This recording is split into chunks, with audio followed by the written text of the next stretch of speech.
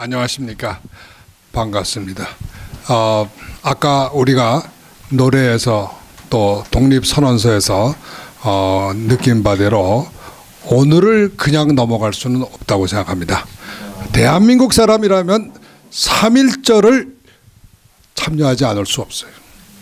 3.1절의 의미를 한번 되새겨 본다고 하는 건 대단히 우리가 의미가 있지 않나 싶어서 다 아시는 거지만 제가 한 말씀 드리겠습니다. 3.1절의 의미를 저는 이렇게 생각합니다. 대한민국이 오늘에 있게 된 바로 뿌리가 시작이 원천이 3.1 운동이라고 저는 생각합니다. 3.1 운동은 그 독립선언서의 그 숭고한 그 이념과 참 지금 읽어도 우리가 수긍을 할 수밖에 없는 그러한 그 대의명분, 그것과 동시에 많은 애국 선열들의 희생이 있었습니다. 그 부분을 저는 좀 강조하고 싶어요. 3.1 운동은 단순한 만세 사건은 아닙니다. 수천 명의, 그 당시 때는 조선 사람이겠죠. 조선 사람들이 일본 경찰에게 잡혀가서 경찰과 헌병한테 많은 육체적 시달림, 고문을 당하고 많은 사람들이 진역을 감옥소에서 살게 됐어요.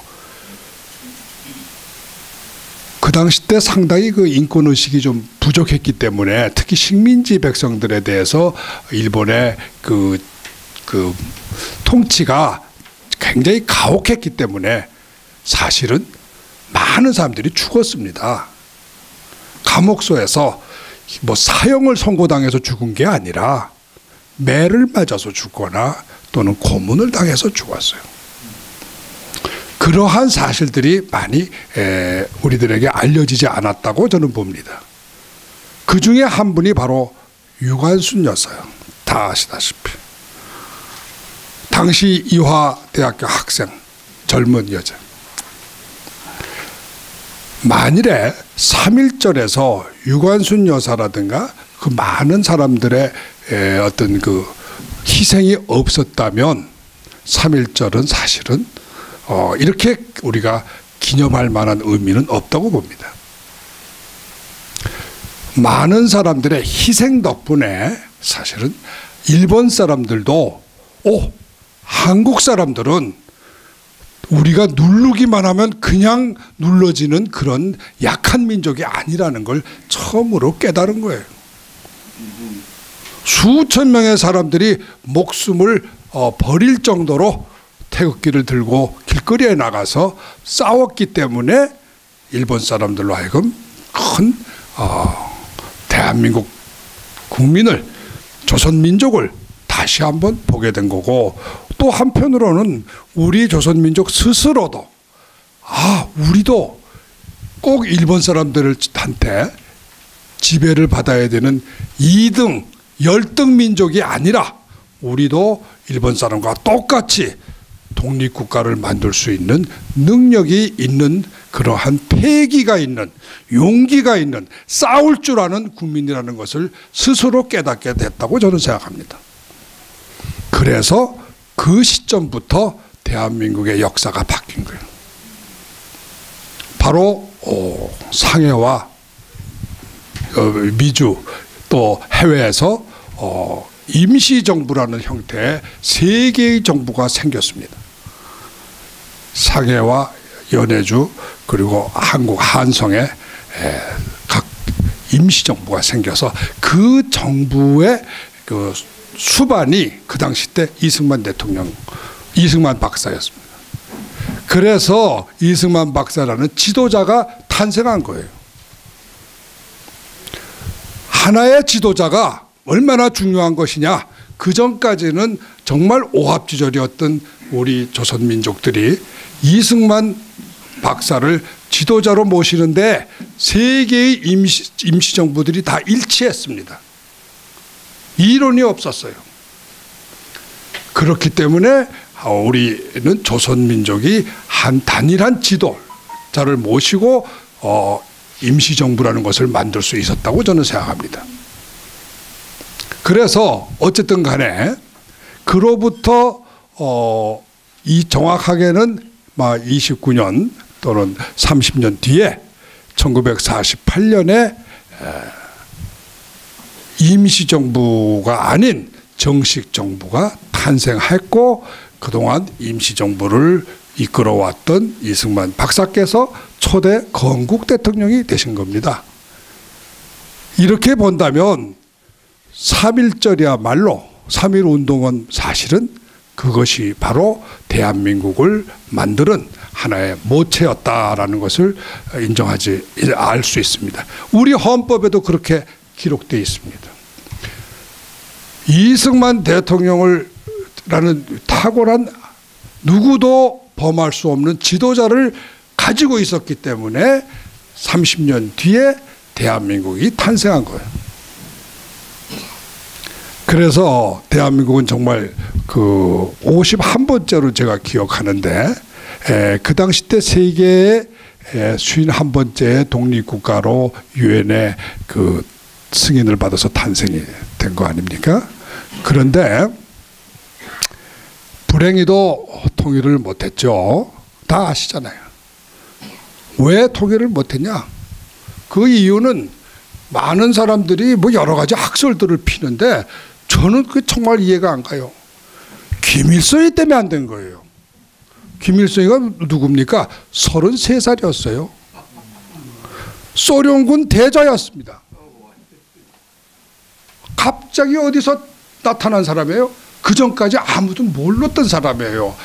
수천 명의 애국자들이 다 있었지만 그 중에 김일성이는 없었습니다. 하루아침에 한 사람이 젊은 사람이 튀어나와 가지고 장군이라고 스스로 행세를 한 거예요.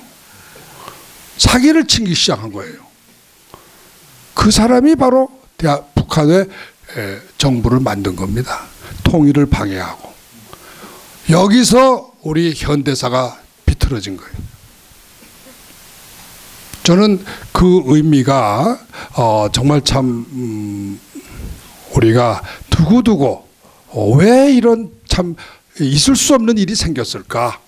아무 국민이 3천만이 아니라 전 세계 사람 누구도 김일성이라는 사람이 갑자기 30몇 살의 사람이 튀어나와 가지고서는 대한민국의 이 통일을 방해하는 그러한 방해물이 될 일이라고는 생각하지 못했어요. 그런데 그런 일이 생긴 거예요.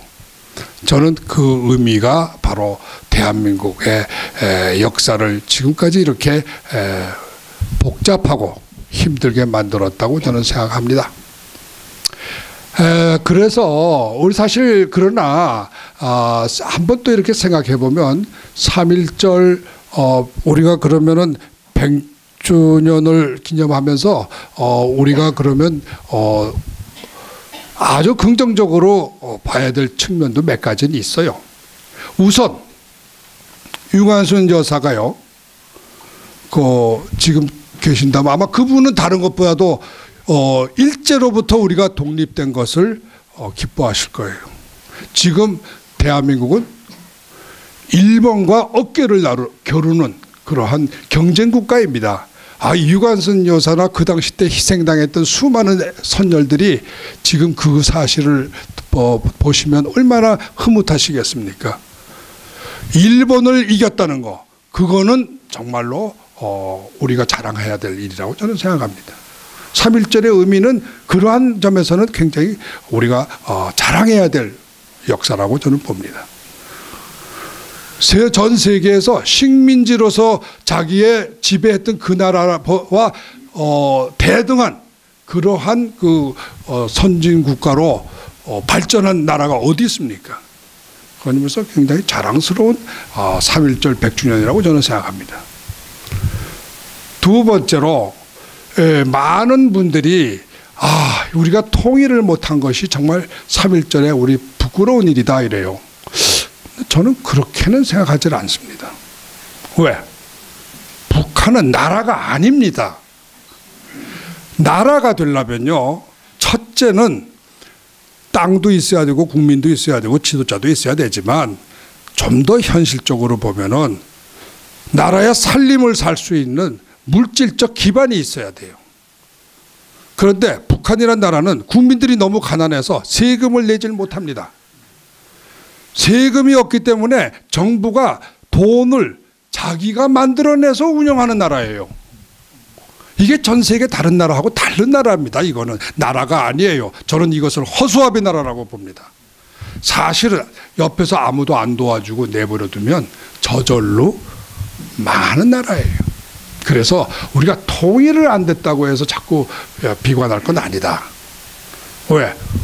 남한은 이렇게 발전했는데 북한은 허수아비 나라에 불과하기 때문에 핵무기 때문에 버티고 있는 거 아닙니까? 그런데 이번에 우리 트럼프 대통령이, 미국의 트럼프 대통령이 아주 단호한 의지를 보여줬어요.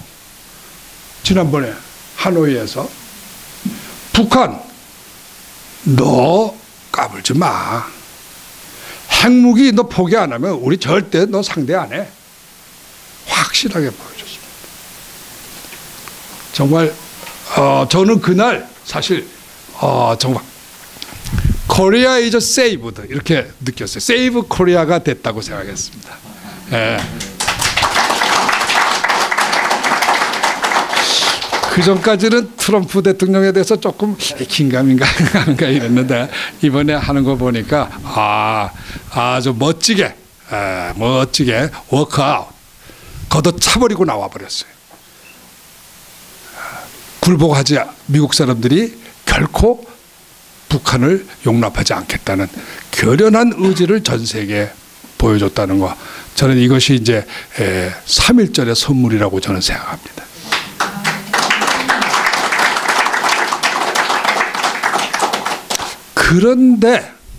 그런데 우리가 사실 여기 앉아 계신 분들이 오늘 여기 오실 때 상당히 뭐 꼭 즐거운 마음으로 오시진 못했을 거예요. 왜? 한국의 현실이 그렇게 즐겁지 않기 때문이라고 저는 생각합니다. 물론 어떤 분들은 너무너무 좋아 이렇게 생각하시는 분도 있겠죠. 그러나 아마 여기에 오신 분들은 그게 그렇지 않다는 걸 알기 때문에 오셨다고 저는 생각합니다. 왜 그럴까요? 왜 한국의 현실이 지금 암담합니까? 보는 눈에 따라서 여러 가지로 볼 수 있어요. 안보라는 측면에서도 볼 수 있고 여러 가지 있어요. 그런데 제가 볼 때는 한국의 걱정스러운 것은 사람 사는 사회인데 거기에 자유와 진실과 정의가 없기 때문이라고 저는 생각합니다. 가난한 건 괜찮아요. 우리가 좀 가난하게 살면 열심히 일하면 부자가 될 수 있으니까 희망이라도 있잖아요. 그런데 자유가 없으면 어떡합니까? 노예가 되는데 사는 의미가 없어지잖아요. 진실이 없으면 어떻게 우리가 서로 교통을 하고 서로 의견을 교환할 수 있습니까? 전부 상대방 말이 전부 거짓말이고 사기꾼으로 보이는데 어떻게 그 사람하고 편안하게 같이 자리에 앉아서 이야기를 나눌 수 있어요? 정의가 없으면 어떻게 그 사회에서 안전하게 또 페어하게 살 수 있습니까? 억울한 사람들이 너무 많이 생기면은 결코 그 사회에서 사는 것이 행복할 수 없습니다. 지금 억울한 사람들이 너무 많아요. 제가 최근에 책을 다시 쓰고 있는데요. 전임 대통령 2사람, 국정원장 3사람, 전임 국정원장, 비서실장 2사람, 장관 수도 없어요. 전부 구속이 됐어요. 그 사람들의 죄명이 제가 보기에는 죄명이 정말 죄가 아니에요. 직권남용이라는 거예요. 직권남용. 직권남용이라는 건 물론 형법에 조문은 있지만 지금까지 정치 잘못했다? 그거 직권남용 아닙니다. 뭐 장관이 뭐 조금 뭐가 뭐 마음에 안 들어. 그거 직권남용 아니에요. 그렇게 억울한 죄를 덮어쓰고 지금 감옥에 있기 때문에 그것이 남의 일이 아니기 때문에 우리가 3.1절에 다시 한번 이것으로서 우리가 3.1절을 단순히 즐겁게만 보낼 수 없다고 저는 생각합니다. 이 문제는 우리가 꼭 해결해야 될 문제예요. 그리고 그 책임은 우리 다 같이 져야 된다고 저는 보고, 그 중에서도 이렇게 미국에서 자유를 또 진실과 정의를 우리가 맛보고 있는, 또 누리고 있는 우리 교포들이 조금 더 무거운 짐을 더 져야 되지 않을까, 저는 이렇게 생각합니다. 그것이 이번 3.1절 100주년이 우리에게 주는 의미가 아닐까, 이렇게 생각합니다. 감사합니다.